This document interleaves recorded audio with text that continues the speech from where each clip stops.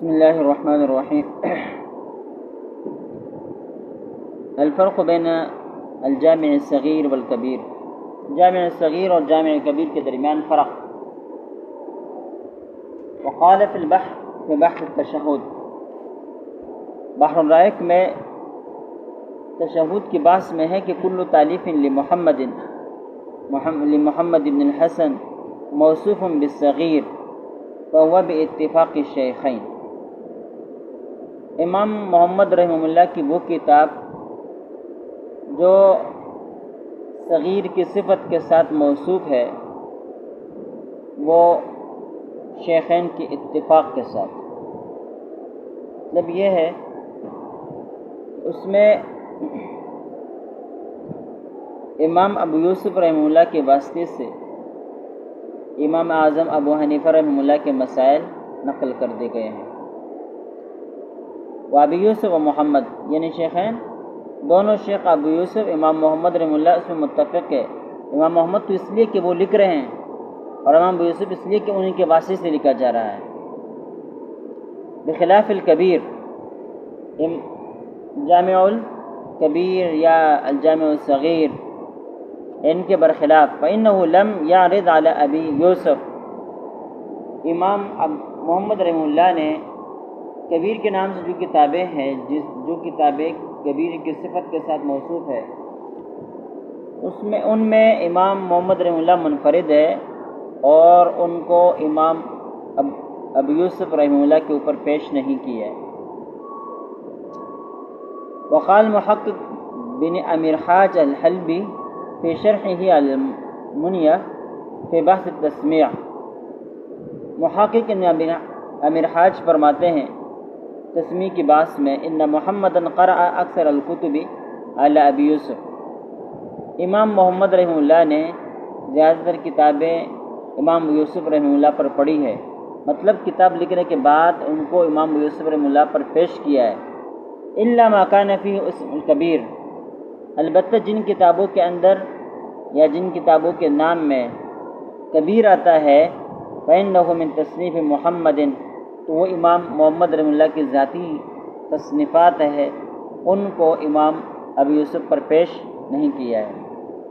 کمزاربۃ الکبیر والمزارعۃ الکبیر والمعذون الکبیر والجامع الکبیر وسیر الکبیر، جیسے کہ کبیر کی صفت کے ساتھ جتنی بھی کتابیں امام محمد کی موصوف ہے ان کو امام ابو یوسف کے اوپر پیش نہیں کیا ہے، وہ ان کی ذاتی اور منفرد کتابیں ہیں۔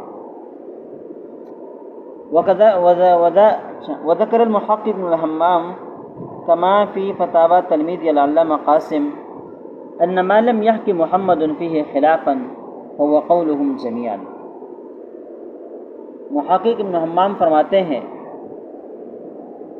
کما فی فتاوی تلمیذہ علامہ قاسم، جیسے کہ ان کے شاگرد علامہ قاسم بن قطلبغا جو پہلے گزر چکا ہے، ان کے فتاوی میں ہے کہ ما لم یحکی محمد فیہ خلافا، جس مسلک اور جس مسئلے میں امام محمد رحمہ اللہ کسی کا اختلاف نقل نہیں کرتے فہو قولہم جمیعا، تو وہ سب کا قول ہوتا ہے، یعنی امام ابو حنیفہ، امام ابو یوسف اور امام محمد گویا وہ سب اس کے اوپر کیا ہوتے ہیں؟ متفق ہوتے ہیں، کیونکہ امام محمد کی عادت یہ ہے کہ جس میں کسی کا اختلاف ہو تو اس اختلاف کو ضرور ذکر کر دیتا ہے، لہذا جہاں اختلاف ذکر نہ کرے تو سمجھ لینا چاہیے کہ اس میں کسی کا اختلاف ہے ہی نہیں اور اس پر سب کا اتفاق ہے۔ وذکر الامام شمس الائمہ السرخسی فی اول شرحہ علی السیر الکبیر، علامہ شمس الائمہ سرخسی رحمہ اللہ انہوں نے ایک شرح لکھی ہے سیر کبیر کی، ان کے شروع میں وہ لکھتے ہیں وآخر تصنیف صنفہ محمد فی الفقہ، امام محمد رحمہ اللہ کی آخری کتاب جو انہوں نے فقہ میں لکھی ہے وہ یہی اسیر الکبیر ہے۔ ثم قال، پھر حضرت نے یہ بھی فرمایا وکان سبب تالیفہ، اس کے لکھنے کی وجہ یہ ہوئی النصیر الصغیر وقع بید عبد الرحمن بن عمر الاوزاعی عالم اہل الشام، مشہور عالم عبد الرحمن بن عامر الاوزاعی امام اوزاعی کے نام سے مشہور ہے، امام اوزاعی کے نام سے مشہور ہے، اور مسند امام اعظم میں اس کا ایک واقعہ بھی ذکر ہے۔ بہرحال جب السیر صغیر امام محمد رحمہ اللہ نے لکھی اور یہ کتاب جو ہے امام اوزاعی کے پاس پہنچی، امام اوزاعی شام کے بڑے علماء میں سے تھے، فقال لمن هذا الکتاب، تو امام اوزاعی رحمہ اللہ نے یہ سوال کیے کہ یہ کتاب لکھی کس نے ہے، اس کا مصنف کون ہے؟ فقیل لمحمد العراقی، تو امام اوزاعی سے یہ کہا گیا کہ اس کے مصنف امام محمد رحمہ اللہ ہے جو عراق کے رہنے والے ہیں۔ فقال ما لأهل العراق والتصنیف في هذا الباب،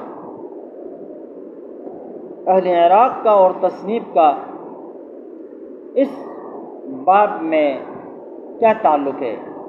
مطلب سیر کے حوالے سے اہل عراق کتابیں کیسے لکھ سکتے ہیں؟ سیر کے حوالے سے اہل عراق کتابیں کیسے لکھ سکتے ہیں؟ کیوں؟ فَإِنَّهُ لَا عِلْمَ لَهُمْ بِالسِّيَرِ، اس لیے کہ حالت یہ ہے کہ ان کو سیر کا علم نہیں، لہذا جب عراق والوں کو سیر کے حوالے سے کوئی علم ہے ہی نہیں تو پھر اس میں کتاب کیسے لکھتے ہیں؟ اس میں کتاب کیسے لکھتے ہیں؟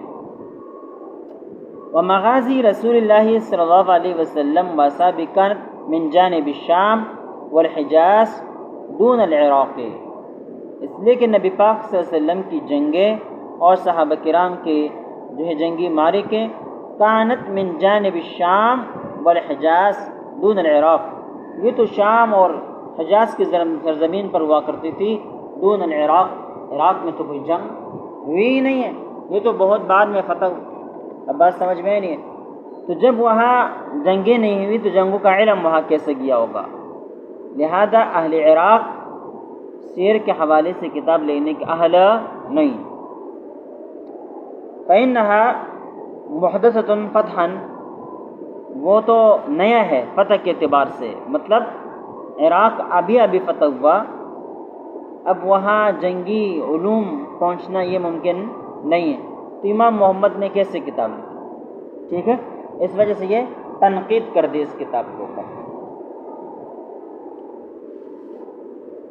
فبلغ ذلك محمدًا، یہ بات امام محمد رحمہ اللہ کو پہنچی کہ امام اوزاعی رحمہ اللہ نے السیر الصغیر دیکھ کر یہ تبصرہ کیا۔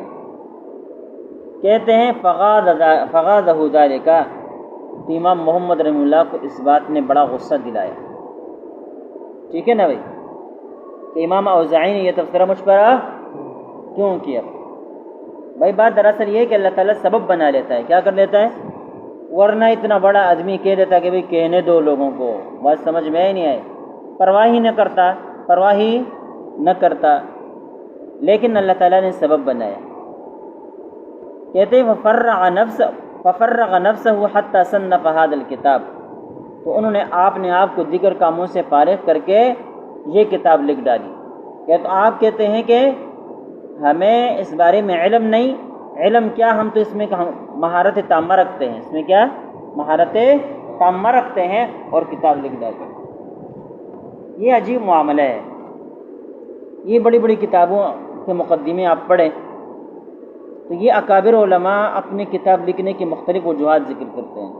کبھی کہتے ہیں طلبہ پیچھے پڑ گئے، اصرار کیا، جس کی وجہ سے میں کوئی جواب نہیں دے سکا تو کتاب لکھنی پڑی۔ کوئی کہتا ہے کہ ہمارے کسی مسئلے پر لوگوں نے اعتراض کیا یا ہمارے مطالعے کو انہوں نے کمزور سمجھا تو ہم نے جو ہے یہ کتاب لکھ ڈالی۔ مثال کے طور پر امام رازی رحمہ اللہ تفسیر کبیر لکھتے ہیں، عظیم کتاب ہے، ہر فن انہوں نے تفسیر کے اندر جمع کیا ہے۔ کہتے ہیں اس کی وجہ کیسے بنی؟ ایک مسجد میں حضرت نے تقریر یہ کی کہ بھئی سورہ فاتحہ کے اندر ہزاروں مسائل ہیں، سورہ فاتحہ کے اندر ہزاروں مسائل۔ اب علماء نے یہ بات سنی تو مذاق اڑانا شروع کر دیا کہ فاتحہ میں ہزاروں مسائل کہاں سے آ گئے؟ اب بات سمجھ میں نہیں ہے۔ جب حضرت کو اس بات کا پتہ چلا تو انہوں نے تفسیر کبیر لکھنے کا آغاز کیا اور دکھا دیا کہ ہزاروں کیا لاکھوں مسائل بھی ہے اس میں. اب بات سمجھ میں ہی نہیں آئی. تو یہ وجہ طالب بنی. اس طرح اور بھی کتابوں کے مقدمے میں آپ پڑھیں گے تو یہی معاملہ تھے. فلاں نے اعتراض کیا تو میں نے کہا چلو اس کا جواب دیتا ہوں, پھر کتاب لکھ ڈالی. ٹھیک ہے نا. تو امام محمد رحمہ اللہ کے اوپر جو ہے امام اوزاعی نے یہ تبصرہ کیا اور یہ ان سے برداشت نہیں ہو سکا تو کتاب لکھ ڈالی. اب بات سمجھ میں آئی نہیں ہے. اللہ اکبر. فحکا انہ لما نظر فیہ الاوزاعی یا فحکیہ انہ لما نظر فیہ الاوزاعی, یہ روایت ہے کہ جب اس سیر کبیر کو امام اوزاعی نے دیکھا قال تو یہ تبصرہ کیا لولا ما زمنہ من الاحادیث, کہ اگر یا لولا ما زمنہ من الاحادیث, اگر اس کے ضمن میں وہ احادیث کو ذکر نہ کرتے لقلت انہ یزع العلم, تو میں کہہ دیتا کہ یہ علم ایجاد کرتا ہے, یہ علم ایجاد کرتا ہے. وَإِنَّ اللَّهَ تَعَالَى عَيَّنَ جِهَةَ إِصَابَةِ الْجَوَابِ فِي رَأْيِهِ, کہ اللہ رب العزت نے جواب کی اصابت کی جہت اس کی رائے کے اندر رکھی ہے. مطلب یہ کہ اس کا جواب صحیح ہوتا ہے, اس کا جواب صحیح ہوتا ہے. صدق اللہ العظیم. پھر کہنے لگے کہ اللہ تعالیٰ نے سچ فرمایا وَفَوْقَ كُلِّ ذِي عِلْمٍ حلیم, ہر صاحب علم کے اوپر دوسرا صاحب علم ہوا کرتا ہے. اب بات سمجھ, کسی کو اپنے علم پر اترانا نہیں چاہیے. کسی دیہات سے کوئی ایسا آدمی اٹھے گا کہ انسان حیران رہ جائے گا. اب بات سمجھ میں ہی نہیں آئی. تو یہ امام اوزاعی رحمہ اللہ نے امام محمد رحمہ اللہ پر یہ تبصرہ کیا اور پھر کیا ہوا, وہ کتاب وجود میں آئی اور آج دنیا اس سے فائدہ اٹھا رہی ہے. امام اوزاعی رحمہ اللہ جو ہے امام محمد سے کئی سال عمر میں بڑے ہیں. ان کی وفات ہوئی ہے 152 کو اور امام محمد کی وفات ہوئی ہے 189 کو, تقریباً 32 سال پہلے. 32 سال ان دونوں کے جو وفاتوں میں فرق ہے. اب یہ جو واقعہ ہے کہتے ہیں یہ آخر تصنیف فی الفقہ. بعض حضرات نے اس کے اوپر یہ اعتراض کیا ہے کہ امام محمد رحمہ اللہ کثیر التصانیف انسان تھے. اب 32 سال بغیر تصنیف کے گزار چکے ہو, یہ تو ہو ہی نہیں سکتا. کہ اگر اسیر کبیر کو ہم آخری کتاب قرار دے دیں اس کا مطلب یہ ہے کہ اسیر کبیر, پھر اس واقعہ کو ہم تسلیم کر لیں تو اس کا مطلب یہ ہے کہ اسیر کبیر امام محمد کی آخری کتاب ہے. ٹھیک ہے. اور اس کتاب کے لکھنے کے بعد امام محمد رحمہ اللہ نے کم از کم 32 سال بغیر تصنیف کے گزارے. حالانکہ یہ بات صحیح ہے. یہ نقطہ دارالعلوم دیوبند کے جو شیخ الحدیث تھے پچھلے سال جن کی وفات ہوئی مولانا سید احمد پالنپوری رحمہ اللہ نے اٹھایا. لیکن دیکھیں یہاں پر یہ کیا کہہ رہے ہیں, وَآخِرُ تَصْنِيفٍ صَنَّفَهُ مُحَمَّدٌ فِي الْفِقْهِ, کہ یہ آخری تصنیف امام محمد کی ہے فقہ میں. ہو سکتا ہے ان کے بعد انہوں نے کتابیں لکھی ہو اس کی فقہ میں نہ ہو. اب بات سمجھ میں نہیں ہے. اس کا انکار نہیں ہو رہا کہ انہوں نے کتابیں نہیں لکھی, یہ بات کہی جا رہی ہے کہ فقہ میں ان کی آخری کتاب یہ ہے. تو ہو سکتا ہے ان کے بعد انہوں نے کتابیں لکھی ہو, موطا امام محمد ہے بعد میں لکھی ہو. بات سمجھ میں ہی نہیں آئی. وہ تو ویسے ہی کئی سالوں میں تیار ہوئی. ٹھیک ہے. اس طرح ہو سکتا ہے دیگر کتابیں جو اس حوالے سے کوئی کتاب لکھی ہو. اب بات سمجھ میں نہیں آئی. یا الاثار کے نام سے انہوں نے جو کتاب لکھی ہے وہ بعد میں ہو. بہرحال ان کی بات بھی صحیح ہے اور ان کا اعتراض بھی اپنی جگہ پر صحیح ہے. بہرحال امام اوزاعی رحمہ اللہ نے پھر امام محمد رحمہ اللہ کی اس کتاب کو دیکھ کر یہ بڑا تبصرہ کیا. اب بات سمجھ میں آئی نہیں.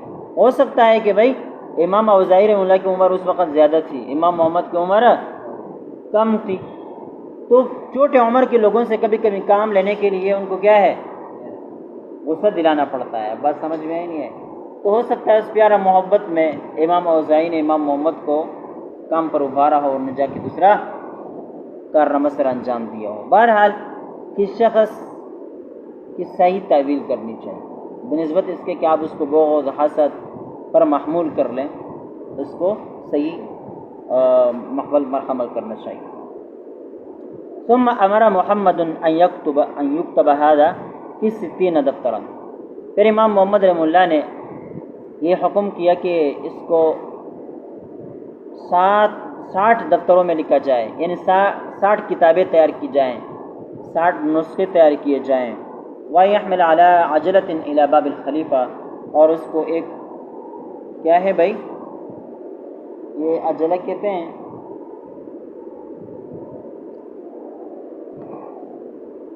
یہ جو گھوڑے والا گھوڑا گاڑی جو ہوتی ہے، ٹھیک ہے، گھوڑا گاڑی گدا گاڑی، ٹھیک ہے، اس کو کیا کہتے ہیں؟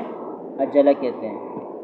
تو اس زمانے میں چونکہ یہ گاڑیاں تو تھی نہیں، جانوروں کے ذریعے سے گاڑیاں چلائی جاتی تھی، جیسے کہ وہ صدر میں آپ جائیں گے وہاں اب بھی یہ چیزیں موجود ہیں، اب بات سمجھ میں نہیں۔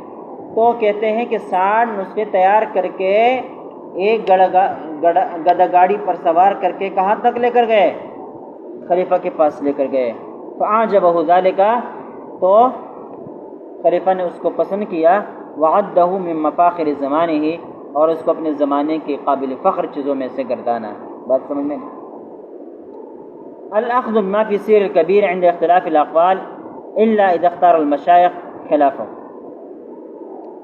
یعنی سیر کبیر کے اندر جو کچھ ہے وہ لے لیا جائے گا عند اختلاف الاقوال، جب اقوال میں اختلاف ہو، الا اذا اختار المشایخ خلافہ، مگر یہ کہ جب مشایخ نے اس کے خلاف کو مختار قرار دے دیا ہو تو پھر اس صورت میں سیر کبیر کے خلاف دوسرے قول کو بھی ترجیح دی جائے گی اور اس کے اوپر فتویٰ دیا جائے گا۔ بات سمجھ میں نہیں ہے؟ وفی شرح الاشباح للبیری